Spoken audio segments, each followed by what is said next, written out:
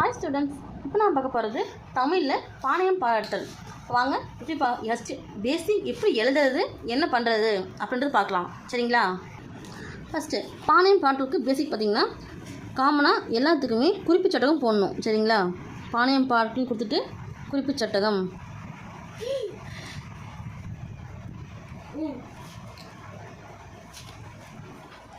ஓகேங்களா? இப்போது என்னென்ன இருக்குது அப்படின்னு அந்த டாபிக் வந்து ஹிடன் இருக்குது பார்த்தீங்களா? இந்த டாபிக்ஸை இங்கே எழுத போகிறோம். ஃபஸ்ட்டு திரண்ட கருத்து,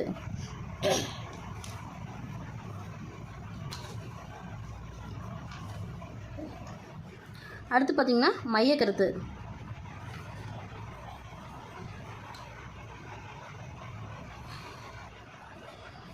அடுத்து தொடை நயம்,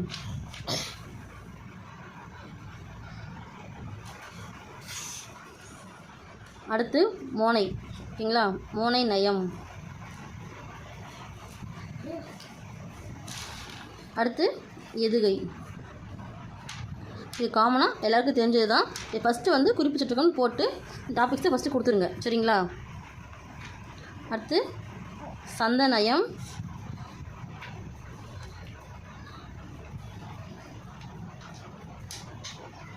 அடுத்து அணிநயம்,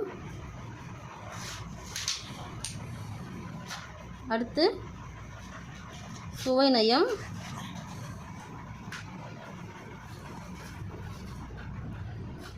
லாஸ்ட் ஒன் முடிவுரை. ஓகேங்களா? இந்த முடிவுரை இருக்குது பார்த்தீங்களா? முடிவுரை திரண்ட கருத்துக்கு முன்னே எழுதுகிற முன்னுரை. ஓகேங்களா? இந்த முன்னுரை இது ரெண்டுமே ஆப்ஷனல். ஓகேங்களா? உங்களுக்கு வேணும்னா நீங்கள் போட்டுக்கலாம், இல்லைனா தேவையில்லை. சரிங்களா? ரெண்டு டாப்பிக்கும் ஆப்ஷனல். இந்த உள்ளே இருக்குது பார்த்தீங்களா? இந்த 8ல் நீங்கள் நிச்சயமாக வந்து 6 கம்பல்சரி எழுதி ஆகணும். சரிங்களா? இது எனக்கு நல்லா தெரியும் அப்படின்ற பட்சத்தில் எல்லாமே எழுதுங்க. ஆனால் மிஸ்டேக் பண்ணி எழுதாதீங்க. ஓகேங்களா? இந்த நயத்தில் இது நல்லா தெரியுமோ தெரிஞ்சால் முன்னே எழுதுங்க. ஓகேங்களா? அடுத்து பார்த்தீங்கன்னா முன்னுரை. சப்போஸ் நீங்கள் முன்னுரை எழுதுன்னு நினைக்கிறீங்க அப்படின்னா முன்னுரை அப்படின்னு கொடுத்துட்டு டைட்டில் பிளாக்கில் கொடுத்துருங்க. கொடுத்துட்டு இப்பாடலில் ஆசிரியர் கூறியுள்ள பாணயத்தை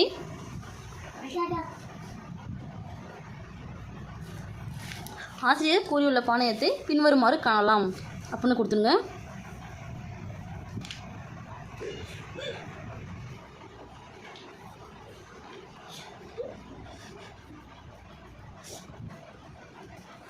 ஓகேங்களா?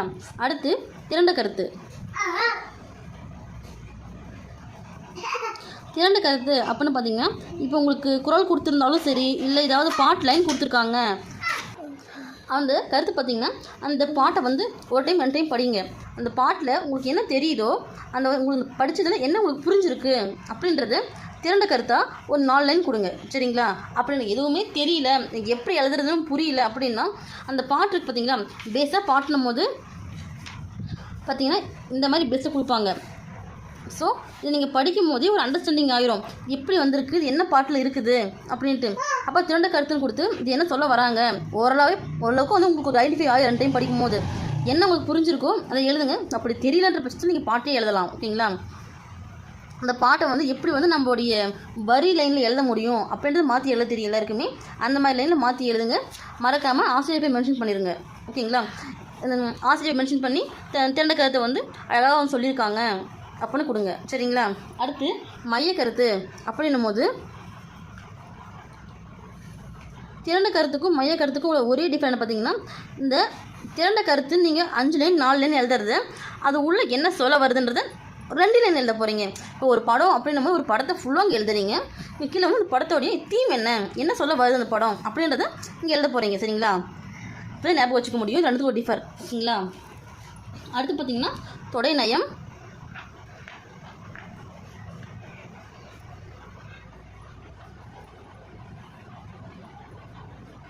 தொடை நயம் அப்படின்னும் போது பேசிக்காக இப்பாடலில் அப்படிலாம் இக்குறளில் உங்களுக்கு எது கொடுத்துருக்காங்களோ நீங்கள் மென்ஷன் பண்ணிக்கோங்க. மென்ஷன் பண்ணிவிட்டு ஆசிரியர் இப்பாடலில் ஆசிரியர் பார்த்திங்கன்னா தொடுக்கப்படுவது. இப்போது மேலே கொடுத்து பார்த்தீங்கன்னா குறிப்பிட்ட டைட்டில் வந்து அந்த சட்டகத்தில் இருக்கிறது ஃபுல்லாக எடுத்து இங்கே எழுத போகிறோம். சரிங்களா? தொடுக்கப்படுவது தொடை, எதுகை, மோனை, சந்தம். அதான் டாபிக்ஸ் ஃபுல்லாகவே இங்கே எடுத்து எழுதுகிறோம். இயைபு, சுவை, அணி,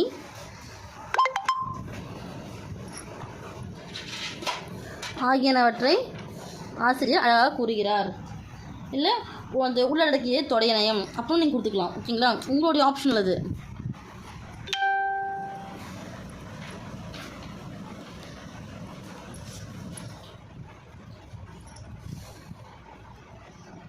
ஓகேங்களா? இப்போ இதை கொடுத்துட்டு நான் இன்னும் கொஞ்சம் டெக்கரேட் பண்ண விரும்புகிறேன் அப்படின்னு நினச்சிங்கன்னா இப்போ நீங்கள் சின்ன பாட்டு இது மாதிரி கொடுக்கலாம். நீங்கள் சைடில் என்னென்னு பார்த்தீங்கன்னா இப்போ நீங்கள் இந்த லைனுக்கு முன்னாடியும் கொடுக்கலாம், இல்லை கீழேயும் கொடுக்கலாம். தொடையற்ற பாட்டு,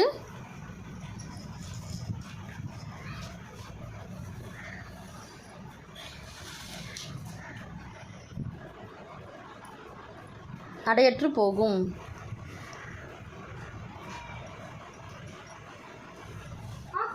ஓகேங்களா? இது நீங்கள் இது எக்ஸ்ட்ரா தான், நீங்கள் தேவைன்னா எல்லாம் ஆப்ஷனல். ஓகேங்களா? பாருங்கள். நெக்ஸ்ட்னு பார்த்தீங்கன்னா மோனை. ஓகேங்களா? மோனை நயம்.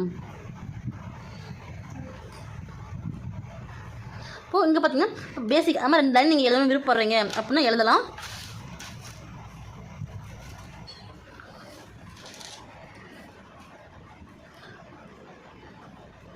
மோனை இல்லா பாட்டு,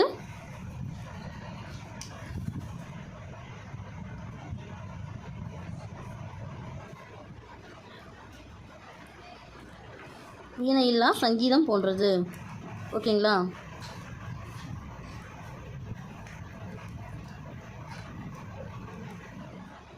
இந்த மாதிரி கொட்டேஷன் மார்க் பார்த்தீங்கன்னா பிளாக்ல கொடுங்க, நல்லா இருக்கும் பார்க்குறதுக்கு. கொடுத்துட்டு அடுத்து பார்த்தீங்கன்னா செய்யுளில் பாடல்னா பாடல் கொடுங்க, செய்யுள்னா செய்யுள் கொடுங்க. ஓகேங்களா? செய்யுளில் முதலாம் எழுத்து ஒன்றி வருவது.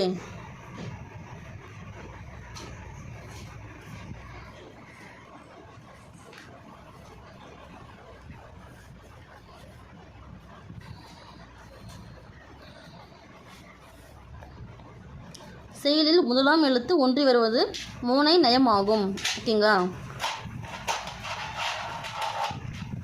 ஸோ எக்ஸாம்பிள், அதாவது எடுத்துக்காட்டு அப்படின்னு கொடுத்து எந்தெந்த ஃபஸ்ட் லெட்டர் வந்து பார்த்தீங்கன்னா சேமாக வரும்.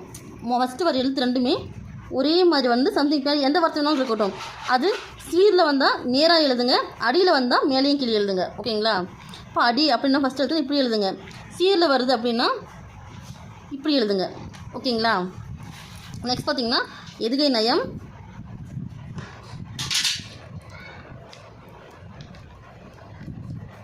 இதே பார்த்தீங்கன்னா எது கை கொடுக்காவிட்டாலும்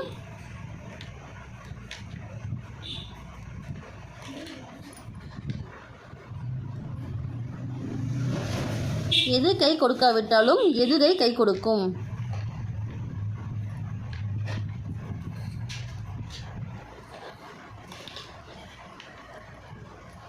ஓகேங்களா? கொடுத்துட்டு அடுத்து பார்த்தீங்கன்னா செய்யுளில்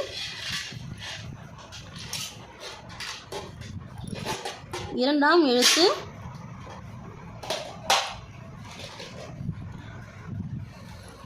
ஒன்றி வருவது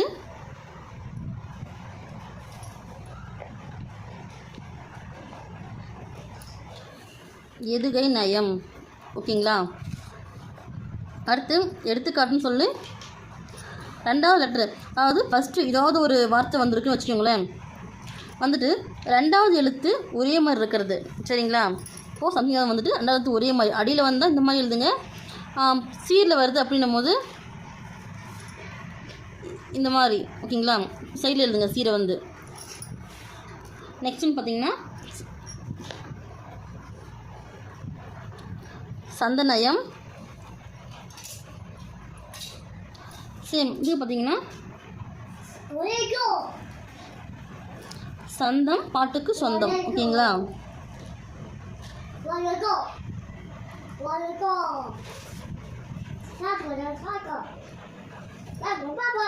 கொட்டேஷன் பிளாக்ல கொடுங்க. இப்போ கொடுத்துட்டு இந்த வந்து இப்போது பாட்டில் கொடுத்துருக்காங்கன்னா எத்தனை 6 லைன் கொடுத்துருக்காங்களா இல்லை 8 லைன் கொடுத்துருக்காங்களா லைன் கவுண்ட் பண்ணி 6 லைன் அப்படின்னு இருந்தால் அரசீர் இல்லை 6 இதில் வருது, அந்த சந்தனத்தில் வருது பார்த்தீங்களா, அது எத்தனை வருது 6 7 8 இந்த அப்படின்னு எண்ணி எழுதுங்க. 6ன்னா அரசீர் எழுதுங்க, 8ன்னா என் சீர்.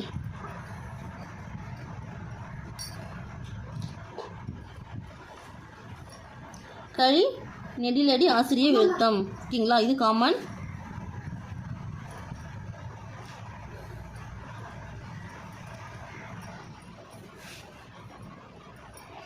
ஓகேங்களா? அடுத்து பார்த்தீங்கன்னா அணிநயம்.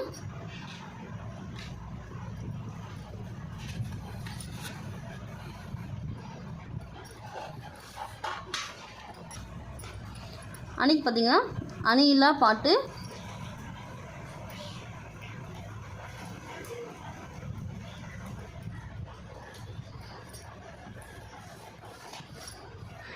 மணியில்லா கோவில் போன்றது.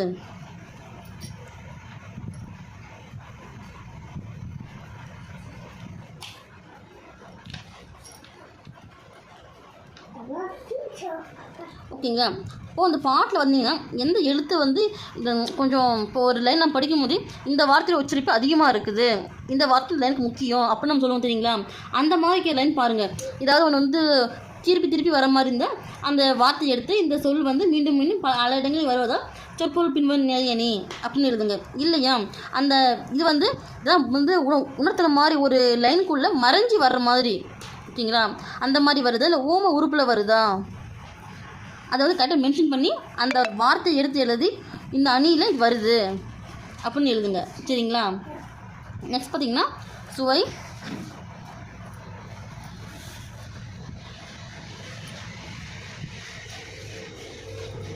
சுவை அப்படின்னும் போது இந்த பாட்டில் இப்பாடலில் இப்போ நீங்கள் இந்த அளவுக்கு இது வரும்போது இந்த பாட்டு வந்து எதை பற்றி உணர்த்துது, எந்த சுவை இந்த பாட்டில் வருது அப்படின்னு ஐடென்டிஃபை பண்ணிடுவீங்க. ஓகேங்களா? அப்போது அந்த சுவையை வந்து மென்ஷன் பண்ணுங்கள். இப்பாடலில் இச்சுவை பயின்று வந்துள்ளது.